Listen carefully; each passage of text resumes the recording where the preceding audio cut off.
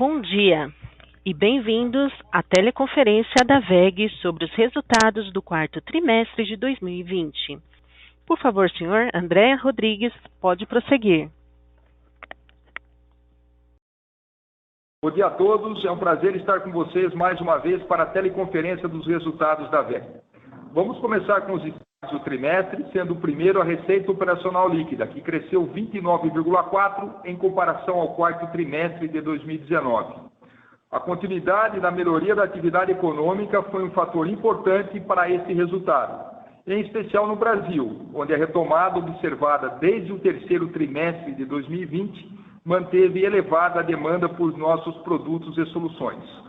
No mercado externo, continuamos a observar uma recuperação gradual dos negócios de ciclo curto, que, apesar de mais lenta do que no Brasil, se mantém constante desde o final do segundo trimestre de 2020. Já a atividade industrial relativa aos projetos de ciclo longo continua apresentando volatilidade, refletindo na queda da receita do mercado externo em moedas locais. Outro destaque do trimestre foi o EBITDA, que apresentou crescimento de 47,2% e atingiu 981 milhões de reais.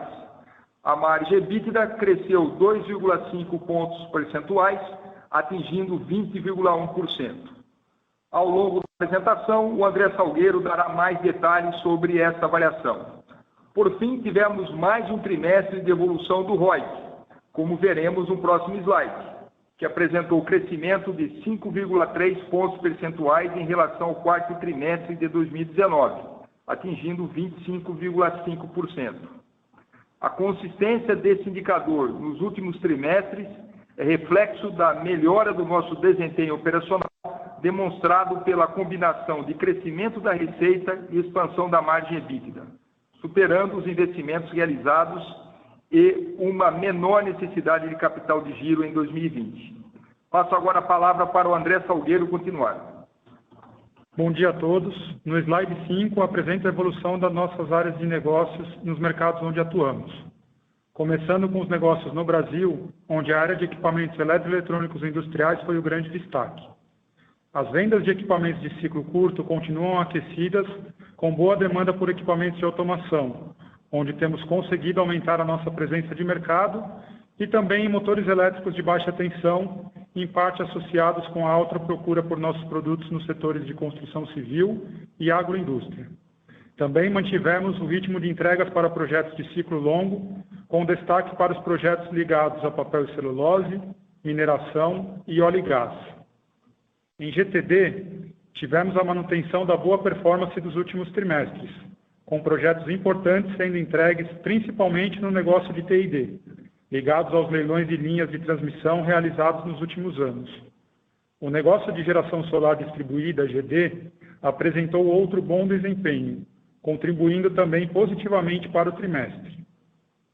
Em motores comerciais e appliance, a demanda mostrou-se positiva mais uma vez, com segmentos como bens de consumo duráveis, em especial os motores para linha branca, alimentos e construção civil, contribuindo de forma importante para esse desempenho. Em tintas e vernizes, o bom desempenho do trimestre aconteceu de forma pulverizada, mas podemos destacar a boa demanda de segmentos como construção civil, eletrodomésticos, repintura automotiva e saneamento. Já no mercado externo, na área de equipamentos eletroeletrônicos industriais, continuamos a observar uma retomada gradual da atividade econômica mundial após os impactos iniciais da pandemia, em especial nos motores de baixa tensão. Vale ressaltar que este movimento ocorre de forma mais lenta do que no Brasil e ainda abaixo do volume de negócios apresentados no mesmo período do ano passado. A volatilidade na entrada de pedidos para equipamentos de ciclo longo observados no último trimestre impactou o crescimento desses negócios no trimestre, com reduções nos níveis de projetos em alguns setores importantes, como óleo e gás, por exemplo. Na área de GTD, o ritmo de crescimento foi menor do que apresentado nos últimos trimestres, principalmente por conta da redução no volume de projetos de geração de energia. Vale destacar a continuidade de projetos importantes na área de T&D na América do Norte, onde as sinergias e participação de mercado relevante nos Estados Unidos e México continuam a trazer contribuições significativas para esta área de negócio. Em motores comerciais e appliance, nossas vendas continuam o processo de recuperação já observado no último trimestre, com destaque para as operações dos Estados Unidos e México, onde apresentamos aumento contínuo em nossa participação de mercado. Por fim, em tintas e vernizes, o bom desempenho foi impulsionado pela melhora na atividade econômica na Argentina e o avanço das vendas em outros países importantes da América Latina, em especial no México, com o início efetivo das operações da nossa nova fábrica de tintas no país. O slide 6 mostra a evolução do EBITDA no quarto trimestre de 2020, onde apresentamos um crescimento de 47,2% em relação ao mesmo período do ano anterior. A margem EBITDA fechou o trimestre em 20,1%, apresentando evolução de 2,5 pontos percentuais em relação ao quarto trimestre de 2019. Destacamos o ganho de margem com a racionalização de custos e despesas, melhora na margem nas operações de ciclo longo no Brasil, além da melhora da margem em algumas operações importantes no exterior. Finalmente, no slide 7, mostramos a evolução dos nossos investimentos. No quarto trimestre de 2020, os investimentos atingiram 158,4 milhões, sendo 51% destinados ao Brasil e 49% às unidades do exterior, consolidando o retorno dos investimentos a níveis normais da companhia após um momento de suspensão devido às incertezas provocadas pelo início da pandemia.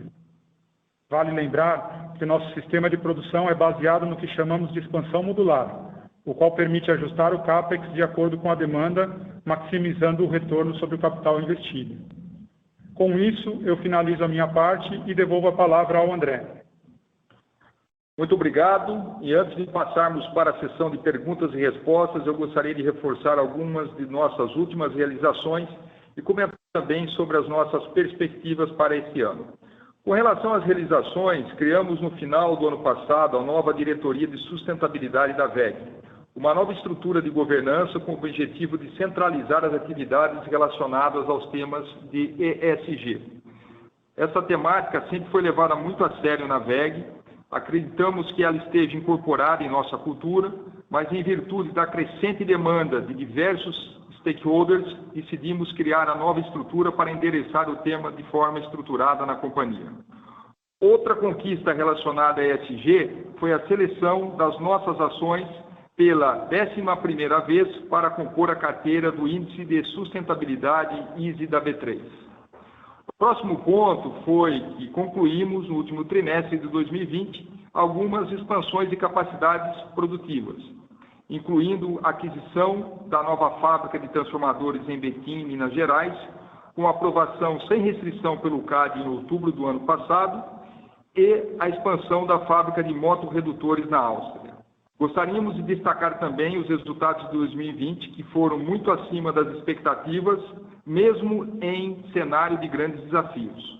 Nossa receita líquida apresentou crescimento de 30,9% em relação a 2019, a margem EBITDA atingiu 18,7%, com crescimento de 1,9 ponto percentual em relação a 2019. E ROIC de 25,5%, maior patamar dos últimos anos.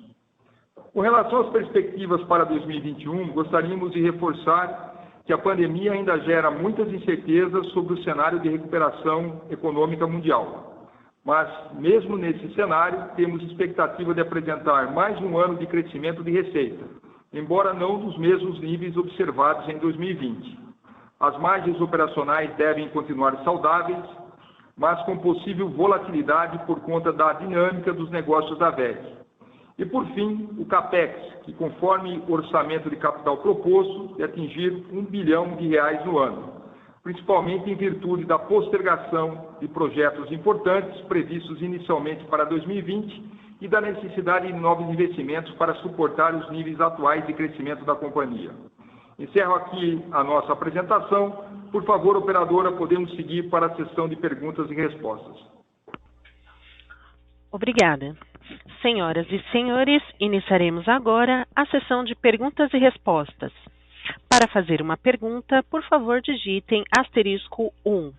E para retirar a pergunta da lista, digitem *2. A nossa primeira pergunta vem do senhor Alexandre Falcão, do HSBC. Bom dia a todos, bom dia André, a Salgueiro e Rodrigues. Minha pergunta é em relação a esse programa de CAPEX e é um pouco a capacidade, né? A gente está vendo um crescimento muito forte. Vocês comentaram no passado que até a fábrica de tintas, até como indicador, estava tomada, pelo menos até o primeiro trimestre. Eu queria entender um pouco se dado essa melhora no cenário, vocês vão ter algum tipo de restrição de capacidade, essa é a primeira pergunta. E a segunda pergunta é em relação ao preço de commodities, especificamente a cobre. Toda vez que a gente vê esses movimentos muito rápidos, e agora a cobre voltou para o preço de superciclo, você tende a ter uma compressão de margem, porque demora um pouco mais para ajustar preço quando você tem esse aumento muito forte de input. A gente pode esperar isso para os primeiros 2 tris de 2021? Obrigado. Oi, Falcão. Obrigado pela pergunta. Eu vou falar um pouquinho sobre investimentos e o Salgueiro fala um pouquinho sobre o comportamento aí do cobre em geral, né? Bom, em primeiro lugar, a gente divulgou que a gente pretende aumentar o nosso CAPEX para esse ano em torno de 1 bilhão, quase o dobro que a gente vinha praticando nos últimos 2 anos. É claro que o ano passado a gente já pretendia ter um volume um pouco maior, mas a pandemia acabou postergando alguns investimentos, né? E justamente isso, né? Parte desses investimentos leva a aumento de capacidade. Eu posso citar, por exemplo, a nova unidade de transformadores lá em Washington, no Missouri, né, para aumentar a nossa capacidade de transformadores. Esse aumento de capacidade de transformadores nos Estados Unidos me leva a investir mais em caldeiraria no México para atender essa nova capacidade. Novos aumentos de capacidade também planejados para a China, né, do ponto de vista da parte da automação, investimentos em modernização de desenvolvimento de novos produtos. A aquisição de Betim, a fábrica de transformadores, também foi nesse sentido, né, aumentando a nossa capacidade de produção em transformadores. Nós não tínhamos mais como expandir nos sites existentes da WEG. Seria necessário um outro aumento, um novo investimento, e essa fábrica ela veio num bom momento, né, porque não é só investir, é treinar colaboradores capacitados, uma capacidade técnica que não se forma rapidamente.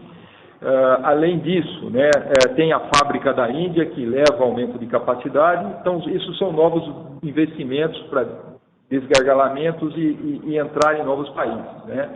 Adicionalmente, né, o que a gente pode destacar, né, para esse ano? Nós tomamos a decisão, por exemplo, de aumentar a capacidade de produção da nossa fábrica de lineares e motores comerciais e motores para appliance, justamente porque a gente entende que tem espaço para desenvolvimento ainda, de crescimento desse negócio, e pelo alto volume de demanda nos últimos trimestres, né, nos últimos meses, nos levou também a buscar esse novo investimento.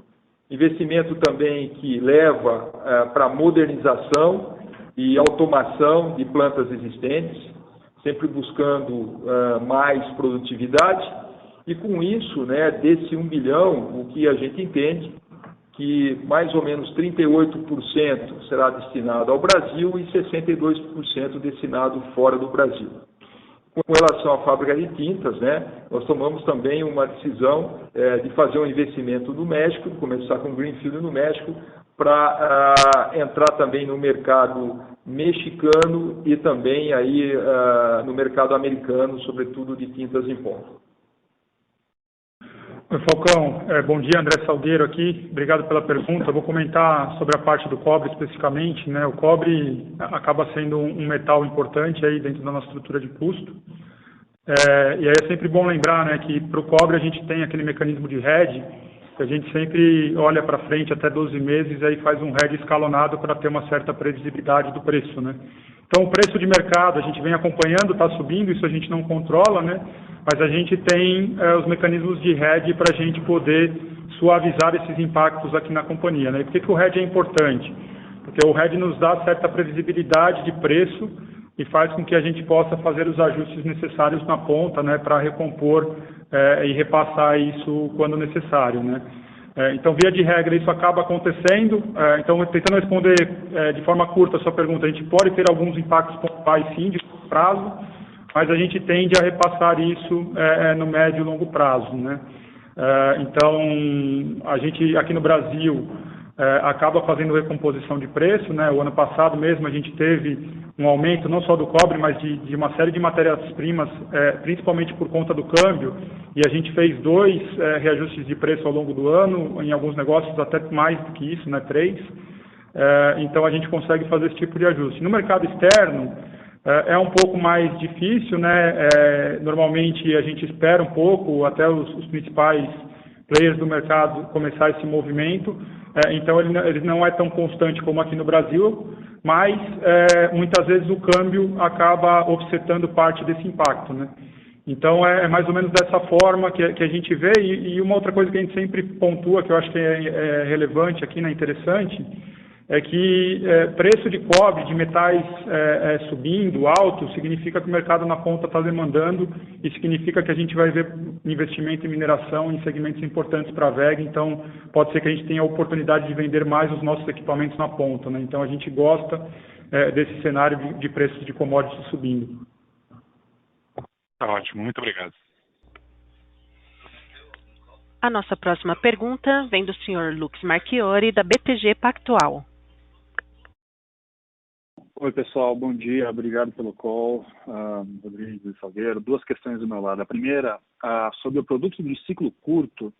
Eu queria ter uma ideia de vocês sobre o quanto melhorou a margem do produto de ciclo curto com todas essas iniciativas de ajuste de capacidade, ganho de eficiência, produtividade que vocês tiveram durante a pandemia, né?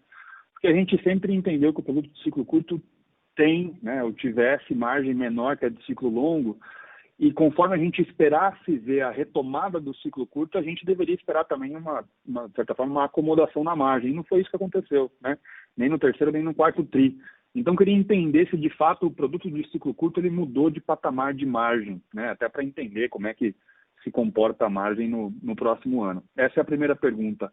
A segunda, na parte final da apresentação, vocês comentam aí sobre as perspectivas para 2021, e vocês falam ali sobre até uma expectativa de desaceleração do crescimento da receita.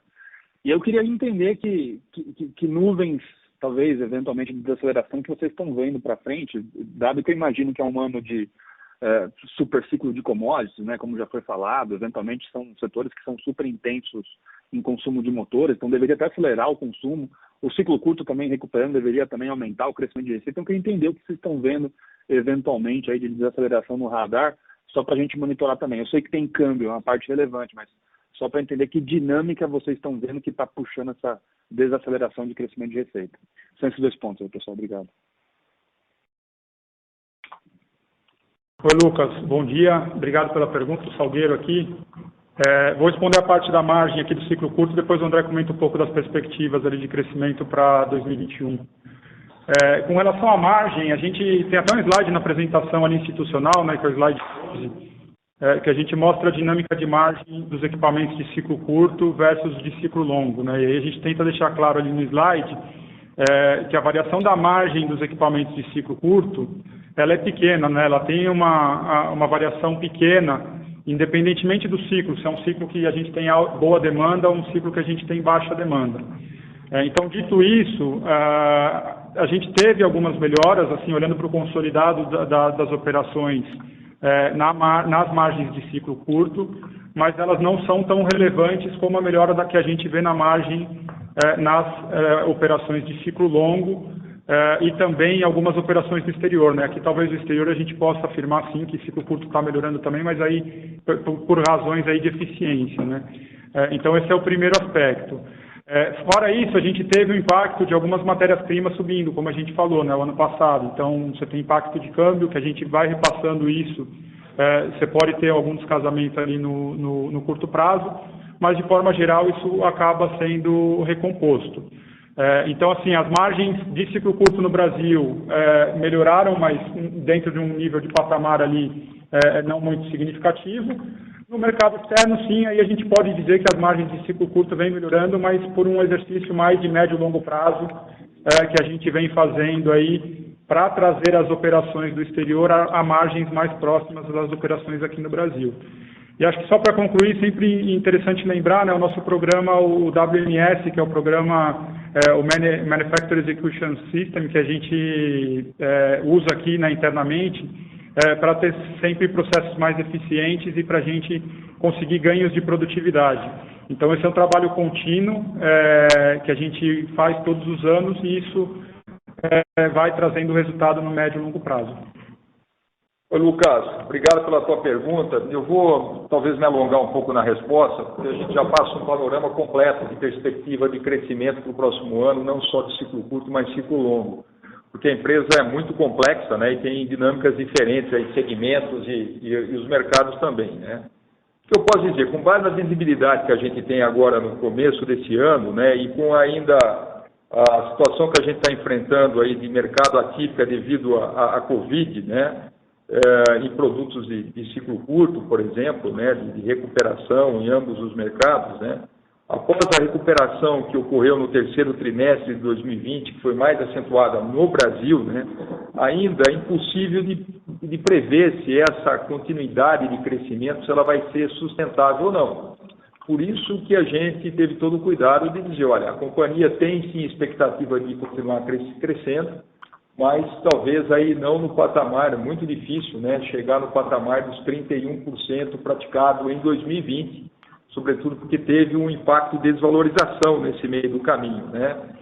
A gente também está reportando volatilidade, né, da entrada de pedidos de alguns negócios de ciclo longo nos últimos meses, mas, de novo, mesmo diante desse cenário, no mercado interno, a gente tem expectativa de continuidade e crescimento, né? Porque a gente entende que tem a possibilidade de uma melhora da economia no Brasil, sendo que esse desempenho é fundamental para o crescimento dos negócios maduros da WEG, e se concretizar, né, cria condições de desenvolvimento de negócios de ciclo curto através de projetos de renovação de parques fabris e aumento de capacidade produtiva, para depois também, na sequência, criar um ambiente favorável e sustentável para investimento de novas fábricas, né? Aumentando dessa forma aí a demanda por produtos de ciclo longo. Sinalização também de alguns setores, como água e saneamento e infraestrutura, também para esse ano é positivo. Em 2021 também a gente tem a continuidade das entregas dos equipamentos de T&D, né, provenientes dos leilões dos últimos anos. O negócio de geração solar provavelmente não vai ter o mesmo crescimento dos 2 últimos anos, né, que foi muito forte, mas continuará sendo um negócio de oportunidade para a WEG e a gente acredita assim, no desenvolvimento desse negócio. Vamos trabalhar para isso. Também, né, vale ressaltar o início das entregas do novo aerogerador de 4,2 MW, colocando a WEG de volta nesse mercado, né? E também, né, a gente não pode esquecer, né, o constante desenvolvimento de novos produtos, né, e entrada em novos segmentos, né, como, por exemplo, os negócios digitais, mobilidade elétrica, né, que vão criar oportunidades adicionais de crescimento. Mas ainda monitorando muito de perto, né, a questão da pandemia e da melhora da economia brasileira, né, um cenário negativo para um, para outro, ambos, né, pode alterar um pouco essas expectativas. Já no mercado externo, né, a gente começa um ano diferente, como a gente começou ano passado, tinha muito mais visibilidade no ano passado, mas mesmo assim, né, o que tem de novo, que o processo, né, as notícias do processo de vacinação está ocorrendo, né, em alguns países mais rápido, outros não, mas isso tem a ver, traz uma expectativa de recuperação da economia. E a gente também tem falado, né, que a expectativa é, em 2021, retomar no mercado externo o mesmo patamar de receita em 2019, né? E mesmo existindo as incertezas, a gente acredita que, primeiro, né, o desempenho das operações de T&D na América do Norte, né, onde a gente possui aí uma posição de liderança, fornecimentos para renováveis, mas a gente está entrando agora em novos segmentos, como nas concessionárias e industrials também, né? E a boa carteira de pedidos do México também vai contribuir para isso, além dos Estados Unidos. Ainda a gente tem oportunidade de crescimento através de acesso a novos mercados, né, através de ganho de participação, como a gente mostrou no VEG Day, né, e novas geografias onde a gente pode atuar. O China está indo muito bem, a gente está com uma dinâmica muito positiva, que foi muito bom o aumento de capacidade que fizemos recentemente, e tem agora também a oportunidade de desenvolver melhor, não só motores elétricos, mas o negócio da automação.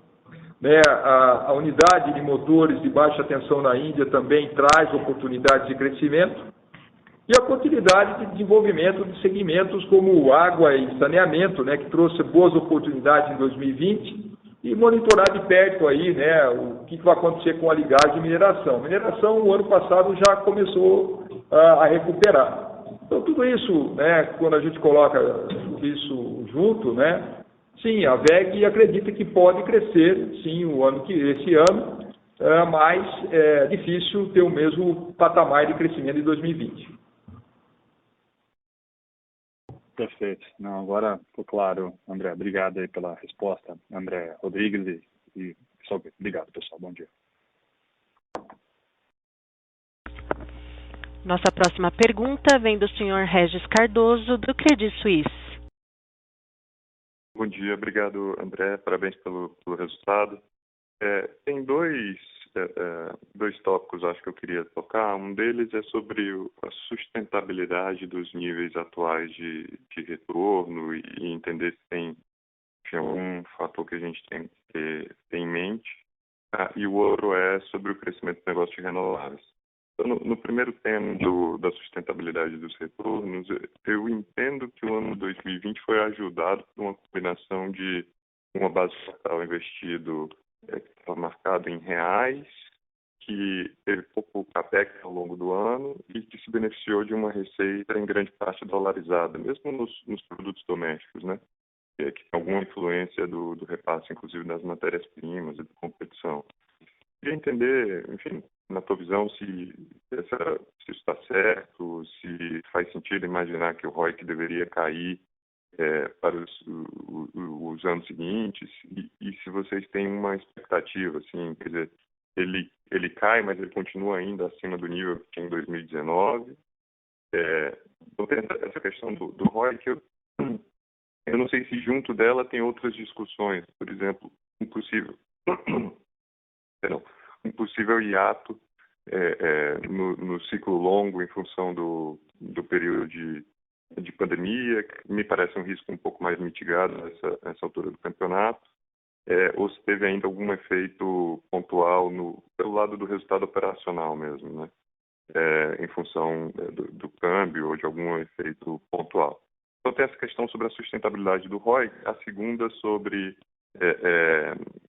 a penetração do negócio de solar, em particular, a WTU, ou seja, com transformadores, principalmente para o solar e eólica nos Estados Unidos.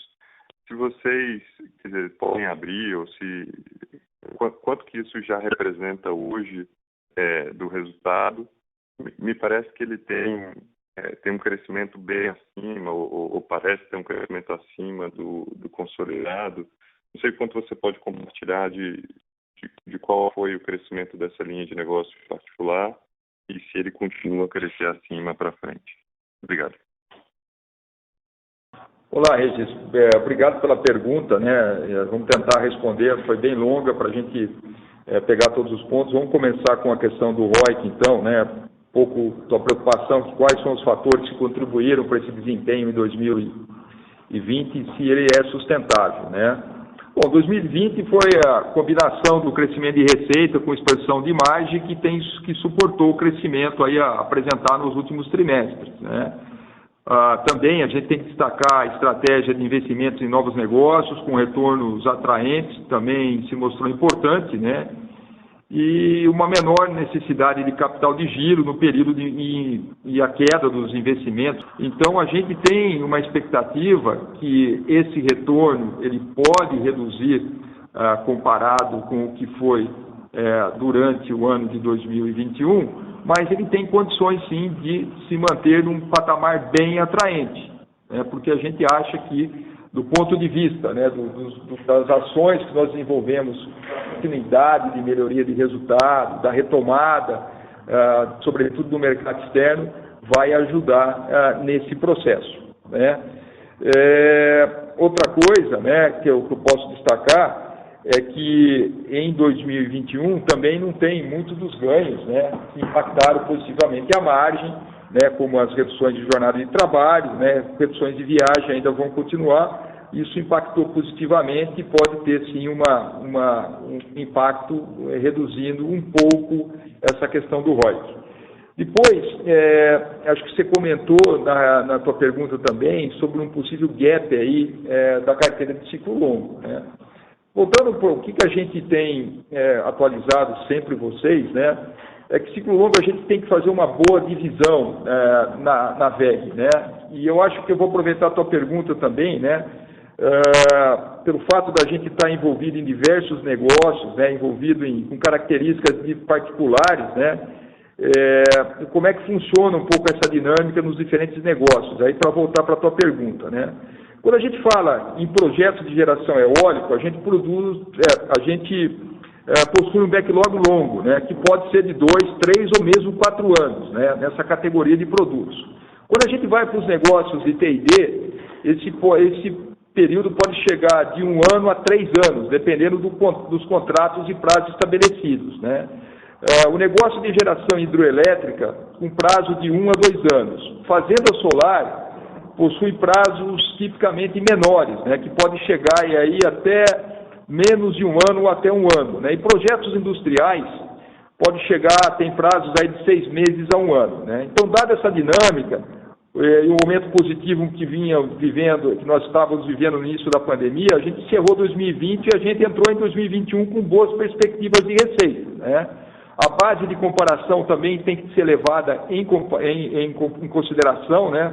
Uma vez que a gente estava em um momento de ciclo de alta da demanda de projetos de ciclo longo nos últimos anos. No Brasil, a gente falou bastante em setores como papel e celulose, e mineração e óleo e gás no mercado externo, né? E na área de equipamentos eletroeletrônicos industriais, ainda a gente pode sentir alguma volatilidade, como a gente já reportou no call do trimestre passado, né? Pois a carteira atual, né, está um pouco abaixo das expectativas, né? Como comentado desde o início da crise também, a redução da procura por novos projetos é natural num cenário como esse, e a gente começou a perceber esses sinais, então, no terceiro trimestre de 2020. Alguns setores relevantes, como óleo e gás, mineração, água e saneamento, diminuíram o ritmo de investimentos, um pouco dos reflexos da pandemia, né? Por outro lado, e aí entrando aí na questão da tua afirmação que você colocou, que praticamente está mitigado isso, né? Em GTD, a gente tem uma carteira de pedido saudável, né? Construída aí nos últimos trimestres, né? Com as entregas programadas aí para 21 e 22. E, como comentei também, a questão dos projetos de geração eólica que estão de volta na nossa carteira de pedidos vai contribuir para a receita do ano. Bom, colocando tudo isso junto, né, mesmo com essa volatilidade em alguns setores, sobretudo equipamentos elétricos e eletrônicos industriais desse ciclo longo, e que o pessoal ainda está trabalhando para buscar essa carteira, e como eu disse, em segmentos industriais, se a gente capturar alguns pedidos até maio, é factível que as entregas aconteçam ainda nesse ano, né? A gente não tem nenhuma sinalização que a gente teria alguma queda de receita em ciclo longo comparado com 2020, né? Pelo fato da gente ter essa volta do eólico no nosso portfólio de produtos que vão ser comercializados em 2021. Então, hoje, com a visibilidade que a gente não tem preocupação com isso para 2021, com relação aí ao ciclo longo. O Regis Salgueiro aqui, com relação à segunda pergunta, né? Eu entendi que você perguntou de solar, mas com foco mais ali na operação da WTU nos Estados Unidos, né? Que é uma operação que tem um foco grande para a parte de renováveis. Infelizmente, a gente não abre, né, os números, então a gente não tem como te passar as informações de o quanto a empresa cresceu, mas o que a gente pode afirmar é que é uma das empresas que está crescendo bem acima do crescimento médio, né? Então, que vem puxando aí esse forte crescimento de IGTD nos últimos anos, aí, principalmente no mercado externo, né? Na América do Norte, Estados Unidos e México. Então, é uma operação que está indo super bem, desde a aquisição ali, 2017, a gente já passou essa informação, é uma receita que mais do que dobrou. Então, é uma operação que está indo super bem, até por isso a gente decidiu continuar com o plano de investimento. Estamos expandindo a capacidade, construindo uma terceira planta, para abrir espaço para continuar endereçando esse mercado de renováveis que está indo super bem, mas também para entrar no mercado de transformadores para o setor industrial, que é um mercado que hoje a WEG ainda não endereça nos Estados Unidos. Então, o negócio está indo relativamente bem e tem tudo para continuar nesse ritmo, dado aí até mudança de governo, discurso, mais recentemente aí do pessoal com foco muito grande em renováveis nos Estados Unidos.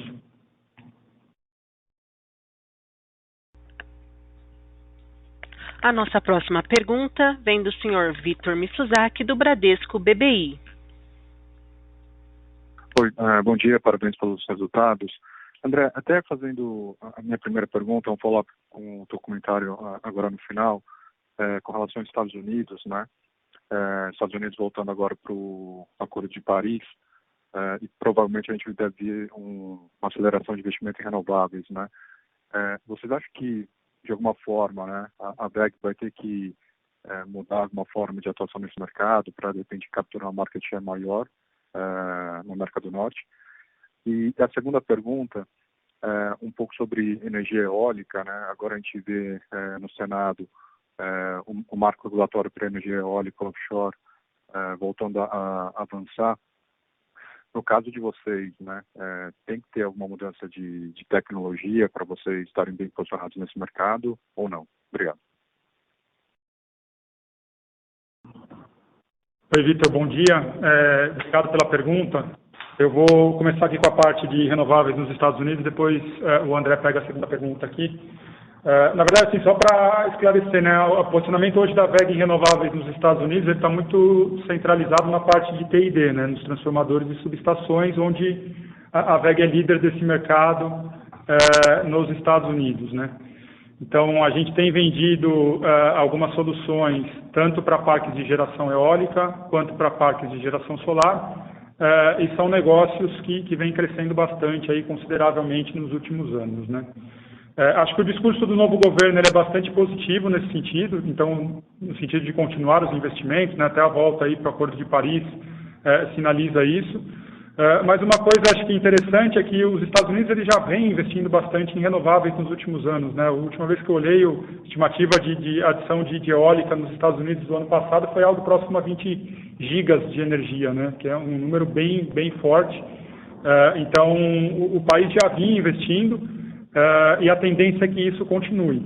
Então, em continuando esses investimentos, acho que, como eu falei, estamos bem posicionados, temos uma boa presença de mercado, e estamos investindo para aumentar a capacidade para continuar atendendo esse segmento, tanto nos Estados Unidos quanto no México, onde a gente também tem uma boa presença e temos tido oportunidade para fazer vendas aí para alguns projetos.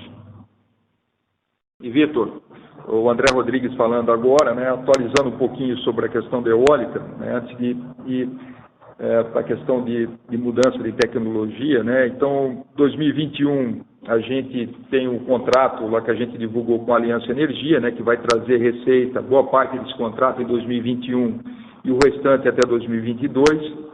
A gente também tem falado que os nossos esforços para o desenvolvimento dessa nova máquina, né, de 4,2 gigawatts que nós estamos comercializando agora, né. Recentemente nós fechamos mais 2 contratos, né, que nos leva aí a ter uma carteira para 2022, já no eólico, avançando um pouquinho para 2023, e a gente tem a expectativa do mercado que a gente vai ter um ciclo importante de investimentos em geração eólica no Brasil nos próximos anos, e se isso acontecer, vai refletir na nossa carteira de pedidos. Então, aí o trabalho agora é para capturar essas oportunidades nesse segmento. Do ponto de vista mudança tecnológica, a WEG está bem atualizada, né, através do aerogerador com imã permanente, a gente está desenvolvendo os produtos com base nessa tecnologia. Claro, uma nova máquina com quase o dobro da capacidade que nós tínhamos requer, sim, novos desenvolvimentos em todos os equipamentos que fazem parte do aerogerador, sobretudo na parte de automação, e é nisso que a gente está focado. Mas a gente vai seguir com a tecnologia do imã permanente. Tá ótimo, obrigado. Lembrando que para fazer perguntas, basta digitar *1. A nossa próxima pergunta vem do senhor Marcelo Mota, do Banco JP Morgan. Oi, bom dia, Rodrigo e Salgueiro. 2 perguntas rápidas. A primeira, vocês pudessem comentar um pouco sobre a performance de receita na Europa, né? Acabou sendo, enfim, o mercado internacional que mais caiu para vocês. Não sei se tinha alguma coisa pontual ou alguma coisa um pouco mais estrutural. E também durante o começo da apresentação, vocês chegaram a comentar um pouco sobre, né, os novos business que iam contribuir para a receita em 2021. Vocês comentaram o e-mobility e a indústria 4.0. Enfim, eu sei que vocês geralmente não dão muita expectativa, mas se vocês pudessem falar um pouco quais dessas iniciativas aí já estariam gerando resultado, né? No e-mobility tem o caminhão da MAN, que, enfim, já começam as entregas, mas entender se, de repente, tem mais alguma coisa que está surgindo aí, se tem a parceria com a Randon, de repente pode ser que já gere receita esse ano ou não, enfim, na indústria 4.0, enfim, como é que tem sido o crescimento aí das empresas que vocês adquiriram? Está tendo algum cross-sell aí que pode acelerar isso? Só para entender esses 2 pontos. Obrigado. Mota, bom dia. O Salgueiro aqui. Obrigado pela pergunta.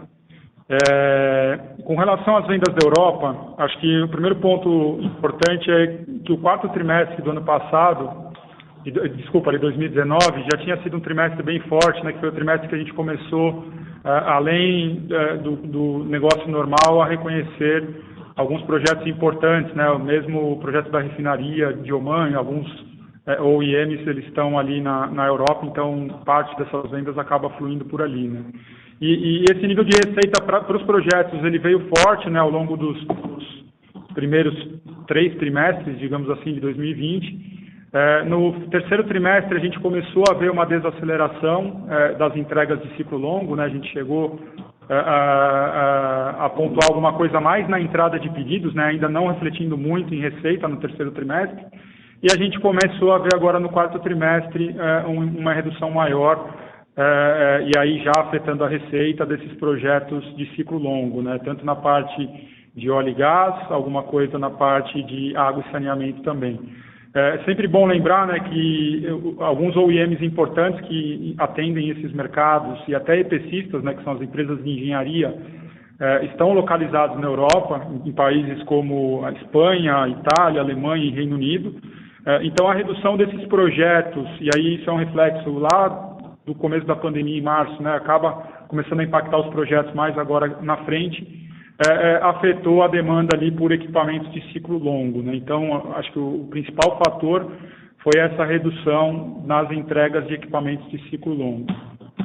Somado a isso, a gente também teve no final do ano, em alguns países importantes, né, a Alemanha acho que é o principal exemplo, algumas restrições maior por conta da Covid, né? Então, até não chegou a ser um lockdown, mas algumas restrições de movimentação, isso acabou afetando um pouco a demanda por equipamentos de ciclo curto também. Então, a gente teve essa junção de um ciclo longo, que já tínhamos sinalizado no 3º trimestre, num nível menor, em conjunto com uma restrição maior ali, principalmente mais ali no final do ano, que acabou impactando em alguns países específicos ali a questão do ciclo curto, né?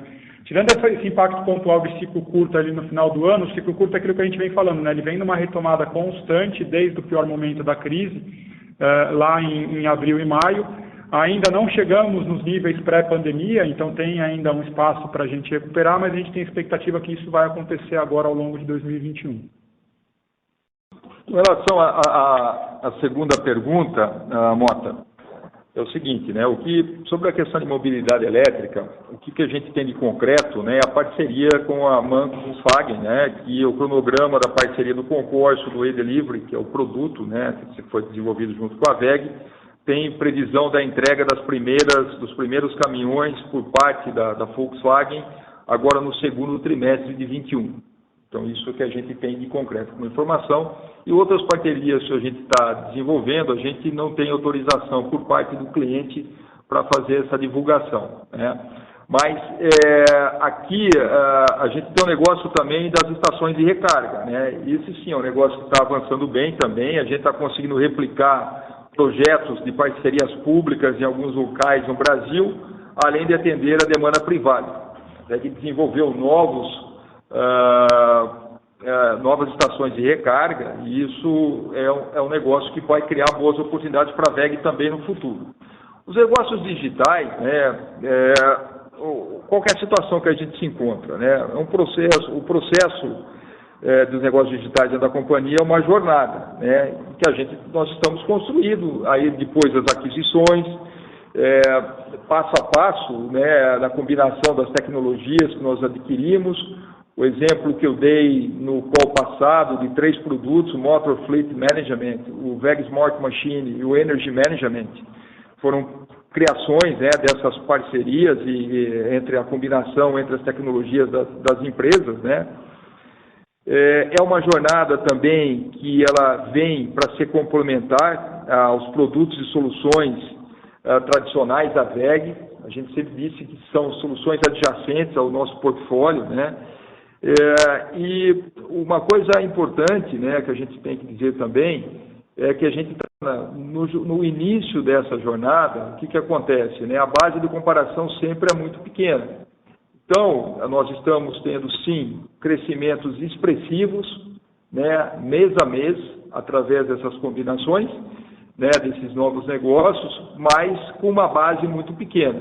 Mas, mesmo assim, a perspectiva é promissora.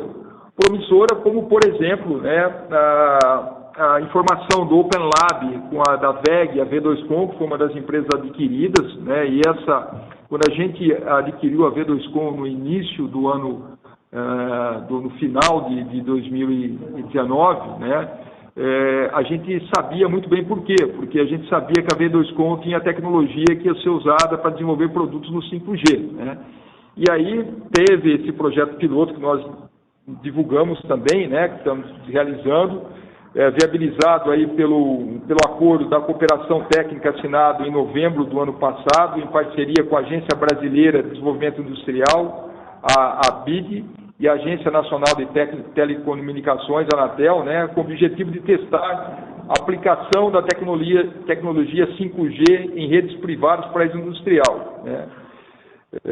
A gente está tendo a oportunidade de fazer esses testes em nível prático, né, numa das fábricas mais automatizadas que nós temos. Quem teve a oportunidade de participar dos WEG Days no passado fez um tour, né, pela fábrica da WEG Automação, com robotização, né, em um maior nível de automação e monitoramento de chão de fábrica da WEG, que é localizada aqui em Jaraguá do Sul.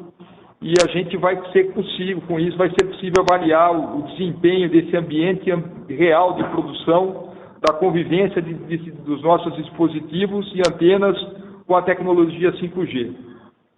O objetivo da WEG, saindo desse experimento, né, dessa experiência, é levar ao mercado brasileiro soluções de produtividade baseadas no 5G o mais rápido possível e que façam sentido também do ponto de vista técnico e econômico. Então, do nosso lado, o que nós estamos desenvolvendo está de acordo com a expectativa, sim, mas uma receita substancial virá ao longo do tempo.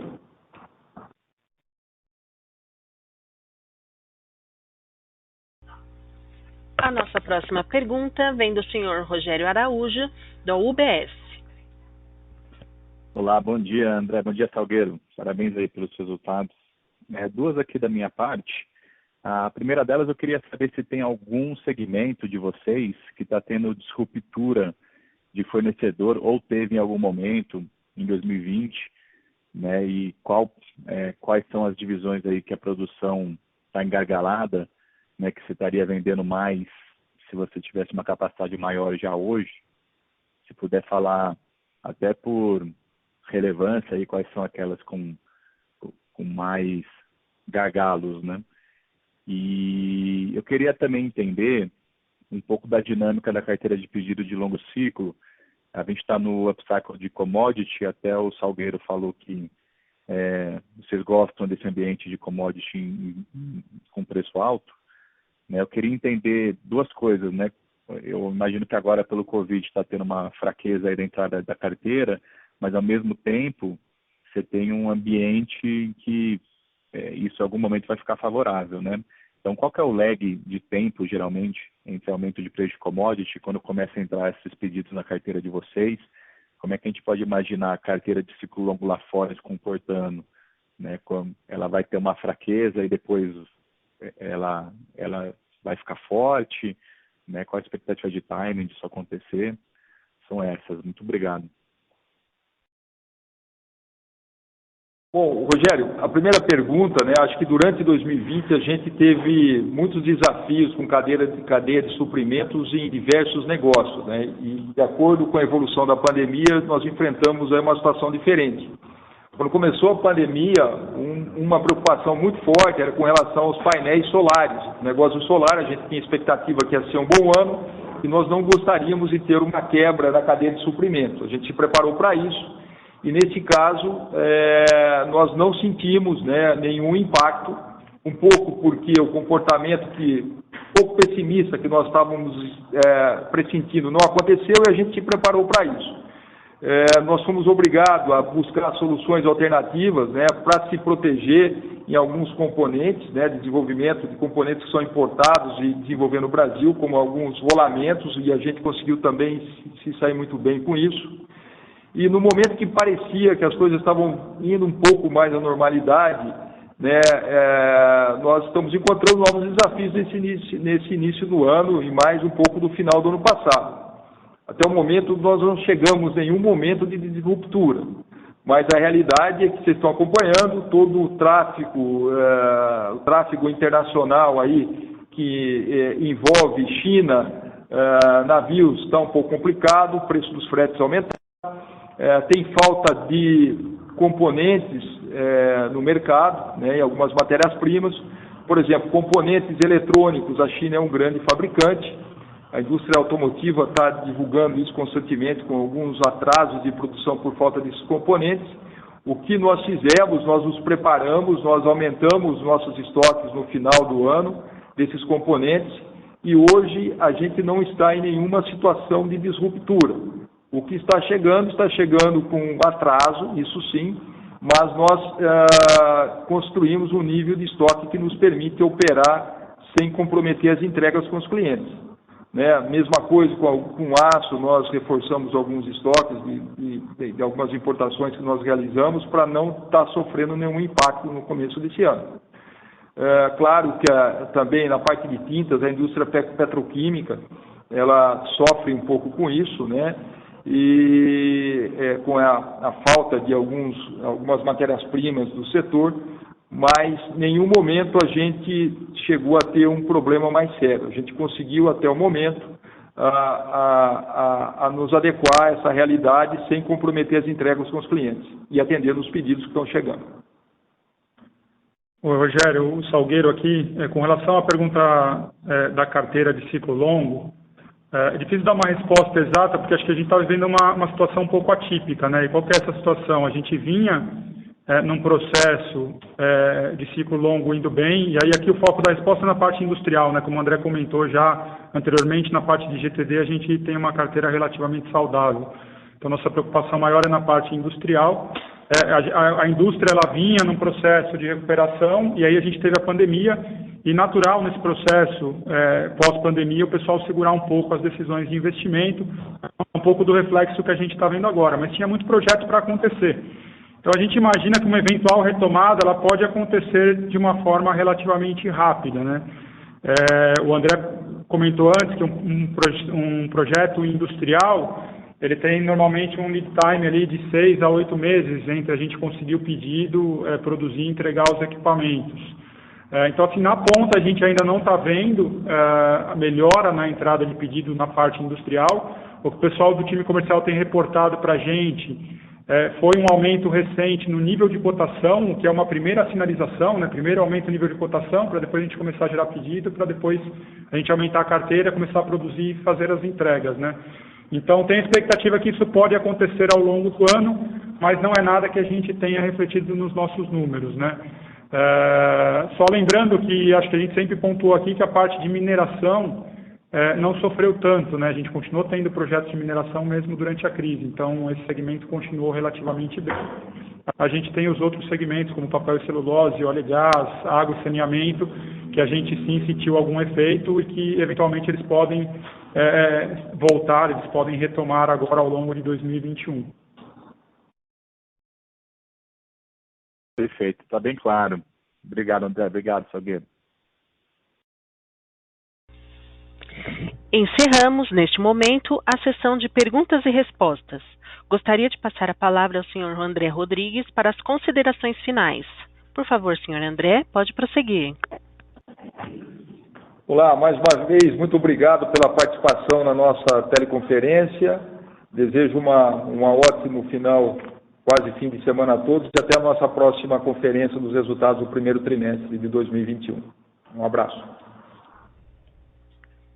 A teleconferência da WEG está encerrada. Agradecemos a participação de todos e tenham um bom dia.